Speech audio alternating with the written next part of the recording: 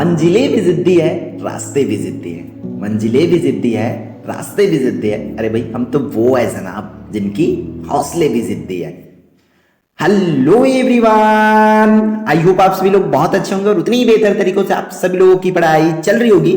तो इस वीडियो में प्यारे बच्चों हम लोग जो है देखने वाले आपके कक्षा 10वीं विषय हिंदी की most important questions with answer. ठीक है, क्योंकि निचोड़ में हम बताए हैं तो निचोड़ में क्या बताया जाता है, ओनली क्वेश्चंस। तो कुछ बच्चों की रिक्वायरमेंट रहती है कि आप उसकी आंसर्स भी बताओ करके, तो इसलिए हम जो है इस वीडियो में आंसर्स आपको इंपॉर्टेंट क्वेश्चंस का बताने वाले हैं और इसमें कंप्लीट एक यूनिट जो है मैं पूरा कराने वाला हूं। जैसे कि यूनिट नंबर 1 में आपका चंद्रग्रहण से लौटती बेर, नर्मदा का उद्गम, अमरकंटक, बादल को गिरते देखा, ये तीनों चैप्टर आपका इसी वीडियो में विथ आंसर विथ सॉल्यूशन बोल सकते हैं। 1 मार्क्स से लेकर के 1 मार्क्स वाले क्वेश्चंस, 2 मार्क्स और 4 मार्क्स, सभी क्वेश्चंस को आपको कंफर्म करा दे रहा हूं, तो बस ध्यान से देखते चलिए। ठीक,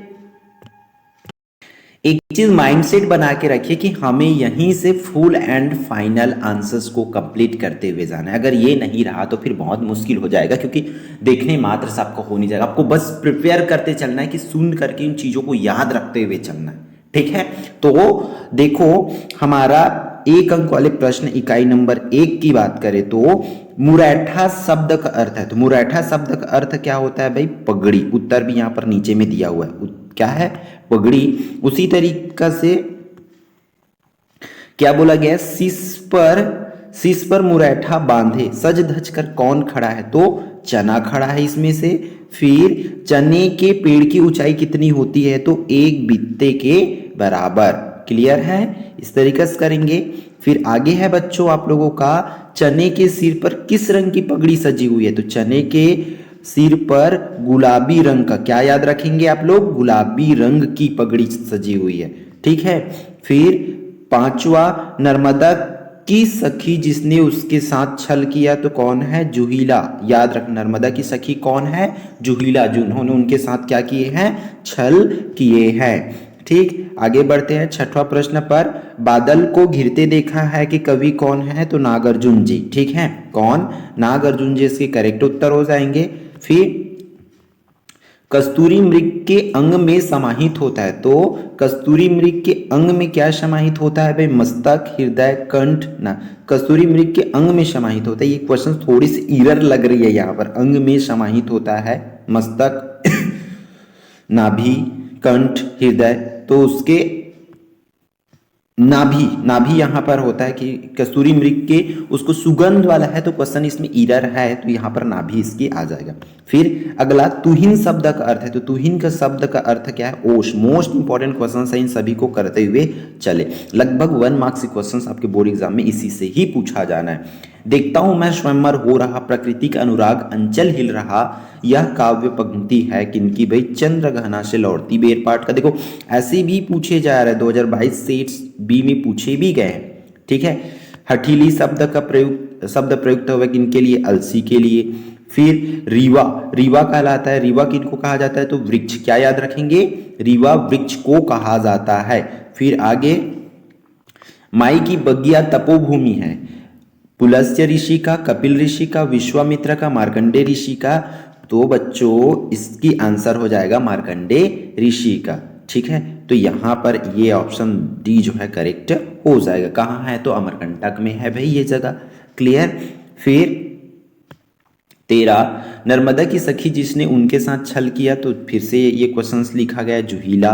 ठीक है, अमरकंटक का क्षेत्र किस खनिज का उत्पादक है? तो अमरकंटक में एल्यूमिनियम का। क्लियर है? कौन से खनिज निकलता है वहां से? एल्यूमिनियम बच्चों आप लोग जो है याद रखेंगे। फिर बिसंतु शब्द का अर्थ है, तो 2020 में भी पूछे और 22 में भी पूछे गए हैं, तो कीड़े मकोड़े। बिसंतु का क्या मतलब? विषतंतु शब्द का अर्थ हुआ है कीड़े मकोड़े के लिए, ये आप लोग याद रखेंगे। फिर पर्जन्य का शाब्दिक अर्थ है, पर्जन्य मतलब बादल। देखो इस तरीके से कुछ नए क्वेश्चंस भी आपको देखने को मिल रहा होगा, तो बस इसको ध्यान से कर लेंगे। पर्जन्य का शाब्दिक अर्थ है बादल। क्लियर है? तो ये रहा 16 आपके सही विकल्प यूनिट नंबर 1 से, जहां से आपको 2 क्वेश्चन जो पूछे जाएंगे, मतलब एक क्वेश्चन एक तो खाली स्थान में आ सकता है। ठीक, तो विजन शब्द का अर्थ है निर्जन। होली के अवसर पर खालिस्तान गीत गाया जाता है तो फाग गीत गाया जाता है। अनगढ़ का तात्पर्य क्या है? अनगढ़ का तात्पर्य जिसको गढ़ा ना गया हो, मतलब प्राकृतिक। क्लियर है? क्या हो जाएगा? प्राकृतिक। मानसरोवर के कमलों को कवि ने स्वर्णिम कमल कहा है, ये लिखेंगे आप लोग। फिर नागार्जुन जी का वास्तविक नाम कौन है? पंडित वैद्यनाथ मिश्र। पंडित वैद्यनाथ मिश्र, ये याद रखेंगे।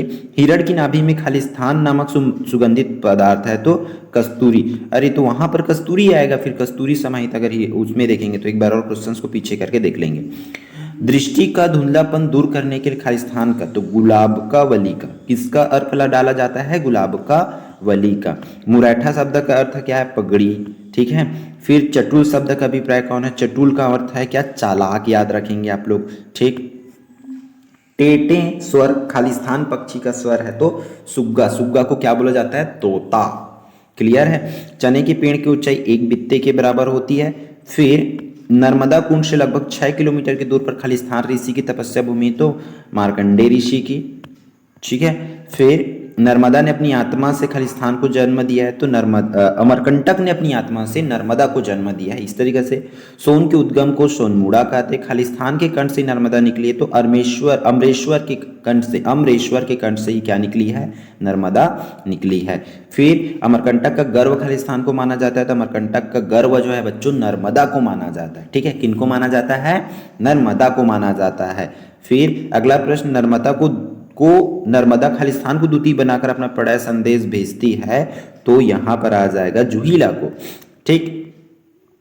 फिर इस चैप्टर से अमरकंटक में खालिस्तान खनिज का छूड़ भंडार है तो एल्यूमिनियम का। अमरकंटक में कौन सा खनिज है? तो इस चीजों को याद करते हुए रखो, समझते हुए चलो कि अमरकंटक में एल्यूमिनियम जो है पाया जाता है। फिर इसका रिक्त स्थान, सही विकल्प, तो सही विकल्प का इस तरीके से आपको देख लेना है, इसको जोड़ करके। नागार्जुन है, केदारनाथ अग्रवाल है, निर्जन है ना।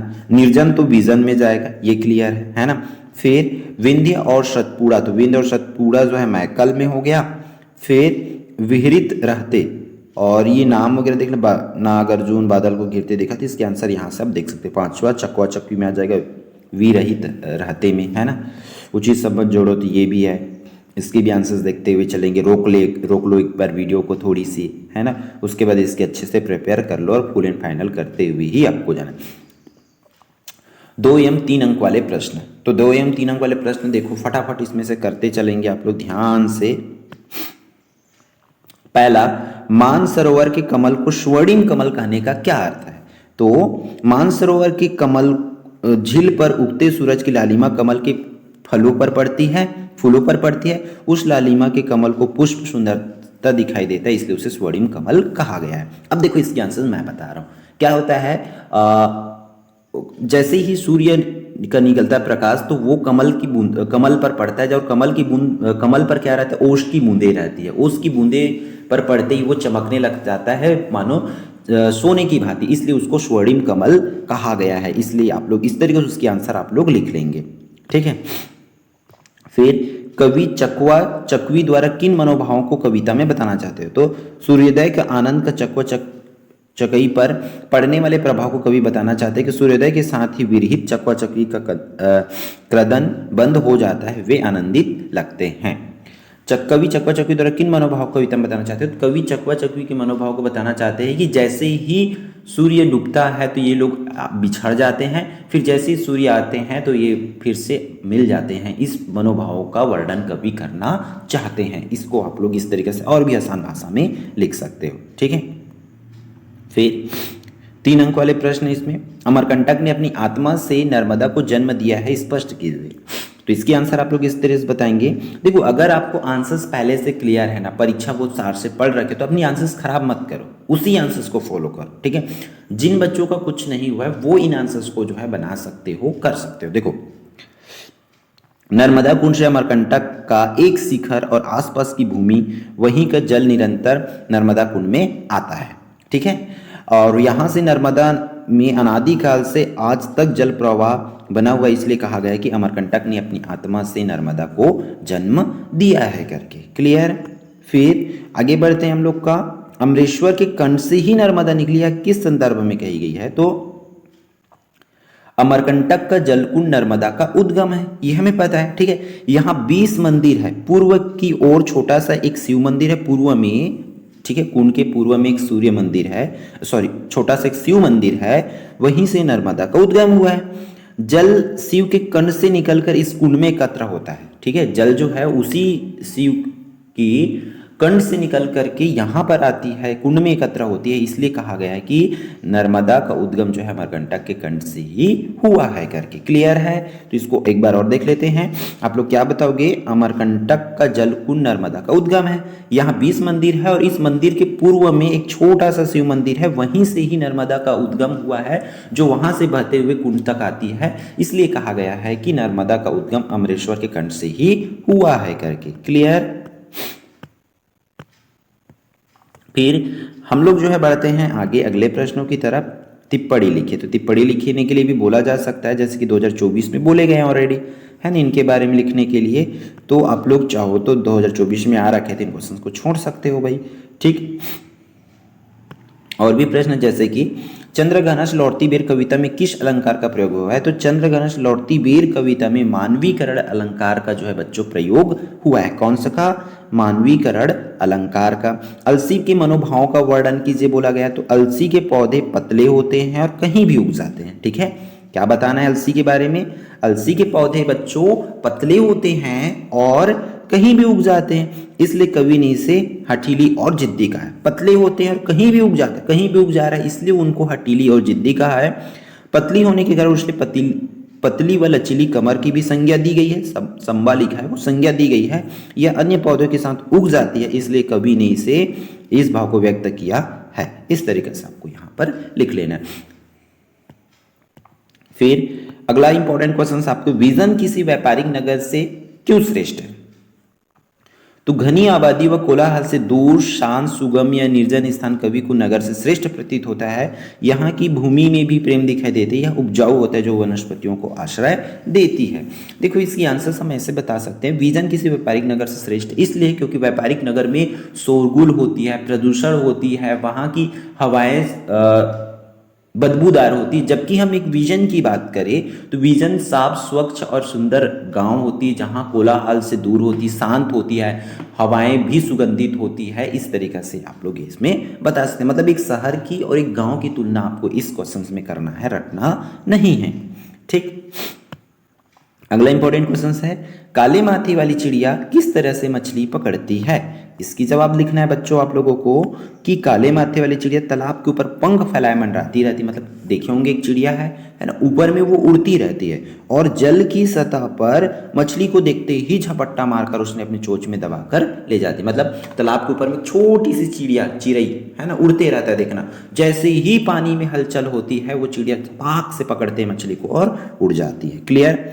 अगला इंपॉर्टेंट क्वेश्चन आपका, बांधे मुरैठा शीश पर इस पंक्ति के माध्यम से कवि क्या कहना चाहते हैं? इसके आंसर देख लेते हैं भाई। चने के खेतों को देख कवि कल्पना करते हैं कि चने के पौधे पर खिले उसके फूल ऐसे दिखाई देते हैं मानो सिर पर पगड़ी बंधी हो, ठीक है। तो बांधे मुरैठा शीश पर इस पंक्ति के माध्यम से कवि कहना चाहते हैं कि चने के जो पुष्प होते हैं वो ऐसा प्रतीत होता है मानो कि वो पगड़ी बनी हो और उसकी सुंदरता को बढ़ा रही हो। इस तरीके से आप लोगों को लिखना होगा। प्रेम की प्रिय भूमि को अधिक उपजाऊ क्यों बताया गया है? तो प्राकृतिक संपदा से परिपूर्ण या निर्जन भूमि प्रेम से परिपूर्ण है। निरंतर जल का प्रवाह होता है जो भूमि को अधिक उपजाऊ बनाता है, इसलिए प्रेम की भूमि को अधिक उपजाऊ बताया गया है। इस तरीके से उसमें लिख सकते हैं। बगुला समाज को किस वर्ग का प्रतीक कहा गया है? तो बगुला समाज को लोभी, स्वार्थी, कपटी इत्यादि वर्ग का प्रतीक कहा गया है और इस तरीके से उसमें लिखना है। फिर अगला इंपॉर्टेंट क्वेश्चन है आप लोगों का, वनवासियों का जीवन कैसा होता है? तो वनवासियों का जीवन भाई शांतिपूर्वक व्यतीत होता है। वनवासी महिलाएं टोकरियों में जामुन और पके आम को बेचती हैं, लोग गरीब हैं और नर्मदा उनकी देखरेख करती है। इस तरीके से यहाँ पर आपको बता देना है। फिर नर्मदा नदी लोगों के जीवन को कैसे खुशहाल बनाती है? तो नर्मदा नदी के चारों ओर क्या है? घने जंगल है, वहाँ की भूमि उपजाऊ है जिसके कारण लोगों का व्यवसाय, कृषि, खदानों, रोजगारों के अवसर उपलब्ध हो जाते हैं, है ना। वहाँ के लोग मतलब आम जामुन वृक्ष इत्यादि से क्या होता है? परिपूर्ण होने के कारण वहीं से वो अपना जीवन यापन करते हैं। इस तरीके से लिखना है। फिर माई की बगिया के बारे में बताना है, तो माई की बगिया के बारे में देख लो, बता देते हैं भाई। नर्मदा और सोन नदी का प्रवाह क्षेत्र माई की बगिया है, ठीक है। नर्मदा और सोन नदी दो नदी है, दोनों नदी के जो प्रवाह क्षेत्र है उसे ही क्या कहा गया, माई की बगिया कहा गया। यहाँ सरई और आम के पेड़ों के बगीचे, छोटा जलकुंड तथा गुलाबकावली के पुष्प आच्छादित है। क्या क्या है भाई, यहाँ पर सरई और आम के पेड़ के बगीचे हैं, छोटा सा जलकुंड है, गुलाबकावली के पुष्प है, और माई की बगिया में भूमिगत होकर पश्चिम दिशा में 2-3 किलोमीटर दूर कपिल धारा के पास पुनः नर्मदा का जल स्रोत दिखाई देता है। इस तरीके से इसमें लिखेंगे। क्लियर। फिर 16 कविता में कस्तूरी मृग का उल्लेख कवि ने किस संदर्भ में किया है, तो कस्तूरी मृग की नाभि से ही जो उन्मादी सुगंध निस्रित होती है उसे प्राप्त करके वे इधर उधर क्या होते हैं, दौड़ते हैं। यह ज्ञान नहीं होता है कि कस्तूरी मृग की सुगंध उनसे आ रही है कि कहीं और से आ रही करके, इसलिए उसका वर्णन कवि ने किया है करके, ठीक है। तो इसको देख लेंगे। फिर अगला इंपॉर्टेंट क्वेश्चन इस यूनिट से, सवालों को हरी दरी क्यों कहा गया, तो सरोवर के किनारे शैवाल बिछे हुए उन्हें देखकर कवि कल्पना करते हैं कि मानो वो हरी दरी के समान बिछी हुई हो। क्लियर। इस तरीके से करने हैं। फिर 4 मार्क्स के क्वेश्चन भी पूछे जाने इस चैप्टर से, आप लोगों को पता है ना। तो 4 मार्क्स के लिए कैसे भाई, देखो नर्मदा का उद्गम अमरकंटक पाठ में वर्णित नैसर्गिक सौंदर्य का वर्णन करना है। 2018 तीनों सेट में आया हुआ है ना। तो बच्चों इसको इस तरीके से करेंगे कि मैकल पर्वत श्रृंखला के बीच, मतलब उसका वर्णन करना है। आप जो जानते हो इस पाठ के बारे में, पाठ के में जो पढ़े हो उसकी सौंदर्य के बारे में देखे हो, उसको वर्णन करना है। बस एकदम रटना नहीं है चीज़ों को, इसलिए ध्यान से इस चीज़ों को पढ़ लो और इसकी आंसर्स कर लो। जैसे कि मैकल पर्वत श्रृंखला के बीच अपनी प्राकृतिक सौंदर्य से आच्छादित अमरकंटक नैसर्गिक सौंदर्य से युक्त है, ठीक है। पर्वत श्रृंखलाओं से घिरी जलधारा देख ऐसा प्रतीत होता है मानो आकाश से चांदी की धारा या दूध की धारा जो है बह रही हो, आ रही हो। ऋषि मार्कंडे की तपोभूमि जामुन आम सरई के जंगलों से आच्छादित है। गुलाबकावली के दुर्लभ पुष्प भी इसी क्षेत्र में पाए जाते हैं। तो इस तरीके से बहुत सारी चीजें आप पढ़ लो, एक एक बार इस चीजों को लिखो वहां पर कि कैसे होती है करके, ठीक है। फिर अगला इंपॉर्टेंट क्वेश्चन है आप लोगों का, अविवेकपूर्ण व अंधाधुंध खनन से अमरकंटक क्षेत्र के प्राकृतिक पर्यावरण को किस प्रकार का नुकसान हो रहा है, तो इसकी जानकारी भेजिए, बताइए, लिखिए, बोल रहे हैं ना। तो हम लोग इस तरीके से उसकी आंसर लिखेंगे कि अमरकंटक का क्षेत्र खनिज संपदा से परिपूर्ण है।